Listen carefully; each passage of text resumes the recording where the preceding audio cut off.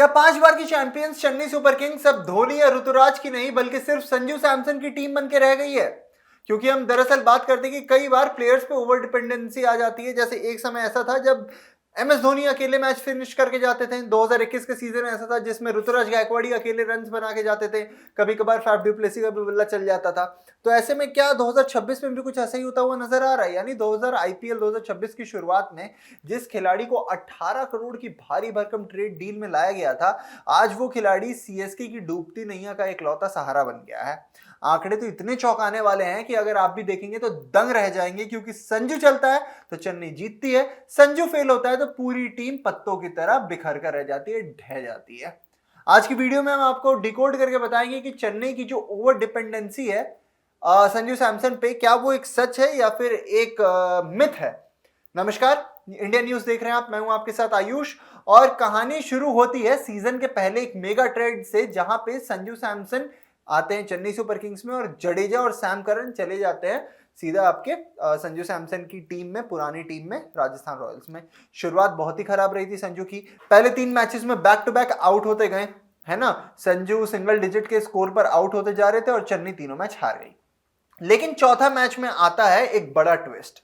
Delhi Capitals के खिलाफ ये मैच था और संजू का बल्ला बोलता है। बल्ला ऐसा बोलता है कि सीधे शतक जड़ते हैं, 115 रन नाबाद बनाते हैं। और इस पारी ने ना केवल उन्हें वापस से ये कॉन्फिडेंस दे दी कि भाई आपका लोहा अभी भी सारी टीम्स मानेंगी, बल्कि चेन्नई को इस सीजन की पहली जीत भी दिला दी। इसके बाद क्या था? इसके बाद था कि भाई संजू अब वापस से अपने फॉर्म में आ जाए। क्योंकि अब हम बात करते हैं उन आंकड़ों की जो ये दिखाता है कि भाई किस तरीके से जैसे ही संजू फॉर्म में आते हैं ओवर डिपेंडेंसी शुरू हो जाती है, उस पर मुहर लग जाता है।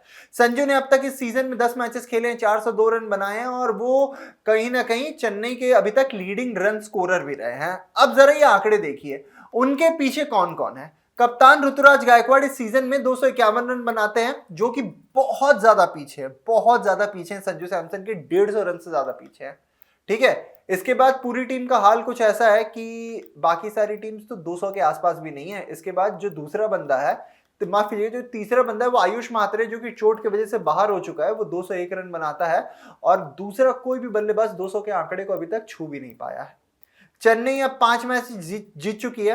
गौर करने वाली बात यह है कि संजू ने जिन 4 मैचेस में 40 से ज्यादा रन बनाए हैं, उन 4 मैचेस में चेन्नई ने जीता ही जीता है उस मैच को। और वही संजू जब 40 से कम पे रह गए हैं तो चेन्नई 6 में से सिर्फ 1 मुकाबला जीत पाई है। यानी संजू का बल्ला चलना इज इक्वल्स टू चेन्नई का जीतना।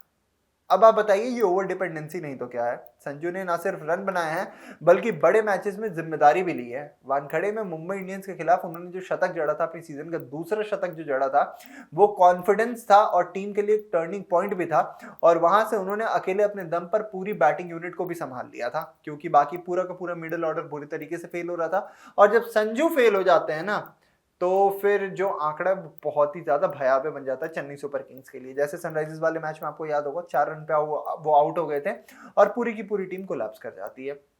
हारने वाले 5 मैचेस में संजू का बल्ला सिर्फ 40 रन निकाल पाया है, जो कहीं ना कहीं दिखाता है कि जैसे ही संजू जल्दी आउट होते हैं, टीम के पास कोई भी प्लान बी नहीं होता है।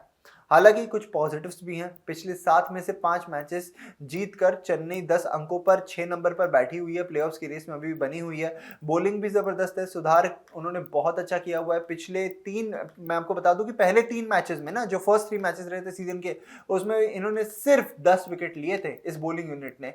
लेकिन अगले 7 मैचेस में इस बॉलिंग यूनिट ने 51 विकेट चटकाए हैं। तो बॉलिंग और संजू सैमसन, ये दोनों इस टीम के लिए सबसे बड़े पॉजिटिव्स हैं इस वक्त की अगर हम बात करें तो। लेकिन प्लेऑफ की राह अभी तक पूरी तरीके से तय नहीं हुई है और राह बहुत ज्यादा कांटों से भरी हुई है।